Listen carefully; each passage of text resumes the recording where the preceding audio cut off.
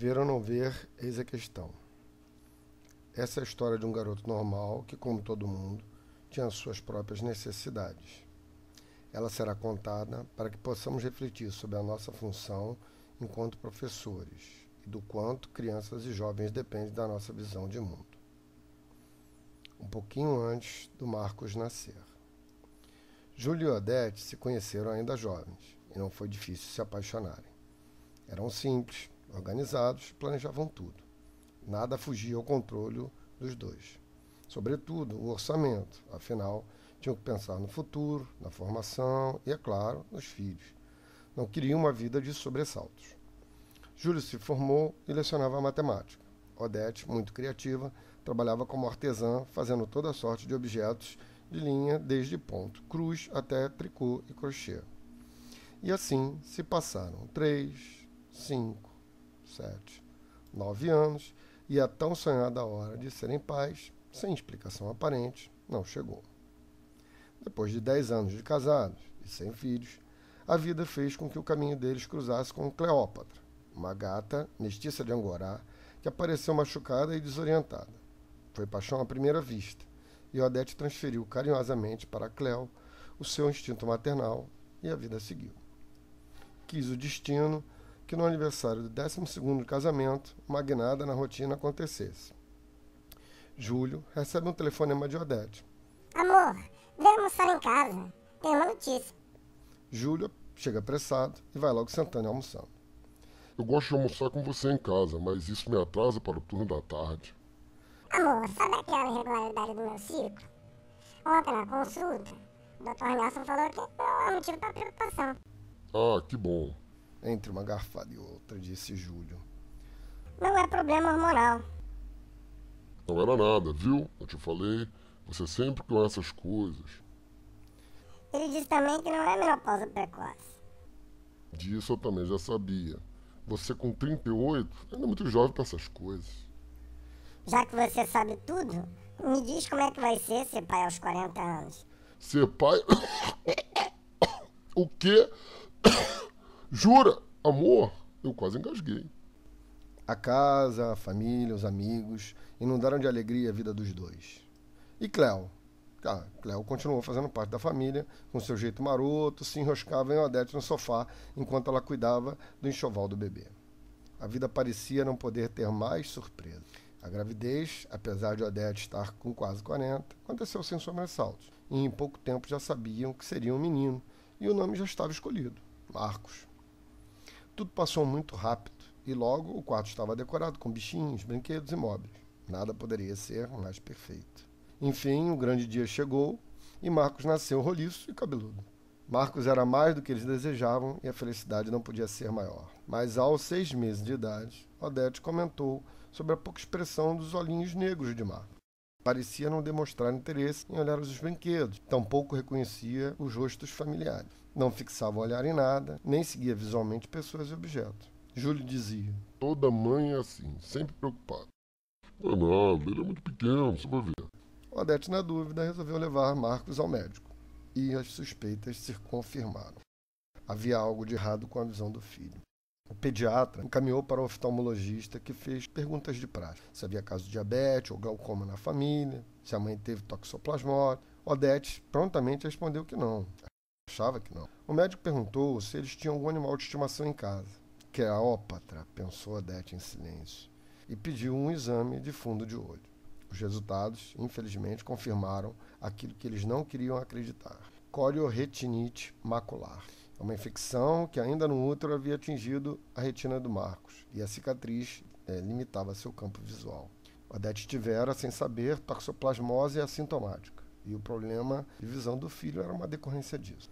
Uma avalanche de sentimentos invadiu os pais de Marcos. Incredulidade, revolta, rejeição, medo, tristeza, incerteza e culpa. Muita culpa. 1000 dúvidas invadiam suas mentes. Como lidar com esse problema? Marcos poderia correr, brincar, se divertir, estudar da mesma maneira que as outras crianças, mas só restava aceitar e enfrentar. Era filho deles e iriam achar um jeito dele ter uma vida normal. As questões motoras se mostraram um pouco complicadas. Quando começou a andar, Marcos caía, tropeçava com frequência. Logo, aos 3 anos, dentro de casa, se movia com facilidade, sem titubear, memorizando o lugar dos móveis. E assim, Marcos foi crescendo, o tempo passando e tudo se ajeitando. 5 anos depois, Júlio é chamado, ao final do ano letivo, na escola em que é pai e professor, para conversar com a coordenação do ensino fundamental. Marina, se é sobre a recuperação do Augusto, vou repetir a mesma coisa que disse no conselho de classe. Ele não tem condição de passar, porque não aprendeu nada de geometria. Não, Júlio. É um outro assunto, muito mais delicado. Senta aqui. Não vai dizer que depois de 12 anos eu vou ser despedido. Disse Júlio, franzindo a testa. Não, Júlio, calma. É que nós achamos, é difícil dizer, que você deve tirar o Marcos daqui, colocá-lo numa escola especial. Ué, mas por quê? Júlio, você sabe, ele já não vem rendendo bem já há um tempo. Ano que vem, ele vai estar no 4º ano e achamos que ele não está crescendo aqui. E depois daquele laudo do psicopedagogo, dizendo que ele tem rebaixamento cognitivo, aí mesmo é que pensamos muito e decidimos sobre essa mudança. Afinal, ele já vai fazer 13 anos. Sim, mas... Já decidimos, Júlio. Só queríamos que você soubesse para poder encontrar um bom lugar para ele. Ele não está aprendendo como os outros, você sabe, né? O Marcos é um amor, mas ele não consegue acompanhar a turma. E isso vai atrasando o grupo. Vai ser melhor para todo mundo. Júlio saiu irritado, estupefato e aborrecido, principalmente por não entender. Sim, Marcos não acompanhava os demais, mas era muito feliz e o seu crescimento, apesar de lento, era visível. Tudo bem que em termos de aprendizagem ele era mais lento, mas os outros alunos também eram, às vezes. A notícia pareceu não surpreender Odete e chegou mesmo a aliviar. Era uma escola boa, particular, uma escola forte, era de graça porque Júlio trabalhava nela, mas ela sempre achou que Marco podia ser melhor acompanhado. A solução era buscar outra escola. Marcos ficou muito triste, pois ao longo dos anos que estudou ali tinha feito alguns amigos, poucos amigos, mas que lhe eram muito caros. Não havia muitas opções, até que eles ficaram sabendo que uma escola municipal tinha vários alunos de inclusão. Júlio, que sempre trabalhara em escolas particulares, ficou preocupado. No início do ano letivo, na nova escola, o casal conversava com a coordenadora sobre a adaptação de Marcos. Olá, como vão? Meu nome é Letícia, sou coordenadora e vou estar com vocês nessa entrevista para a gente preparar a adaptação de Marcos. É que estamos muito apreensivos, tudo é novidade. Mas por que estão preocupados? Para a gente aqui isso é uma rotina.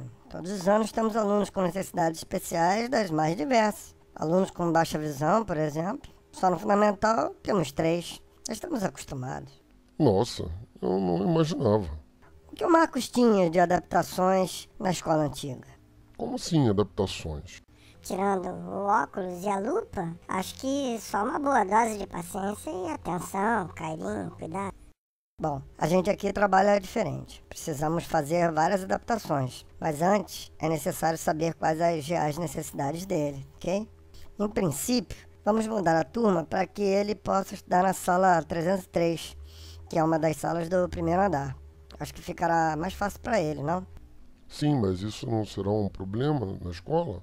Claro que não. Aqui, tanto professores quanto funcionários e a equipe de coordenação sabem que isso não é um favor, é uma obrigação. Está nas diretrizes nacionais para a educação especial da educação básica. Vocês nunca leram?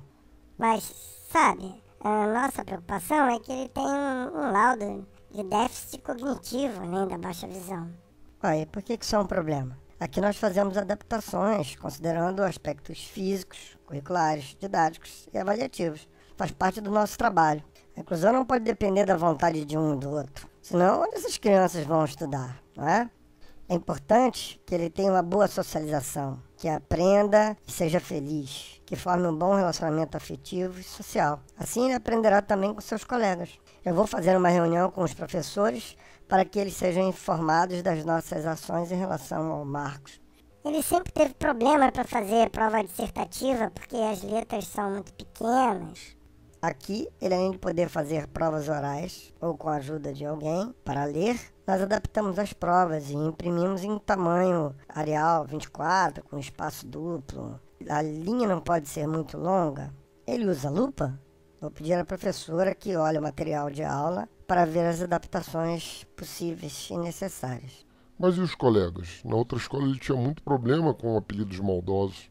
Aqui nós preparamos a turma para recebê-lo. Somos muito rigorosos com o preconceito e trabalhamos para que o grupo entenda as necessidades especiais dele. A inclusão é importante também para quem não tem necessidade especial. Vamos colocar ele com um grupo. Aqui eles sentam em grupos, sabe? Esse grupo certamente vai ajudar ele quando for necessário. E tenho certeza que o Marcos terá uma adaptação muito fácil. Nossa, na outra escola as coisas pareciam sempre tão difíceis. É, tudo uma questão de ponto de vista. Algumas pessoas têm baixa visão, outras pessoas têm baixa visão em termos educacionais.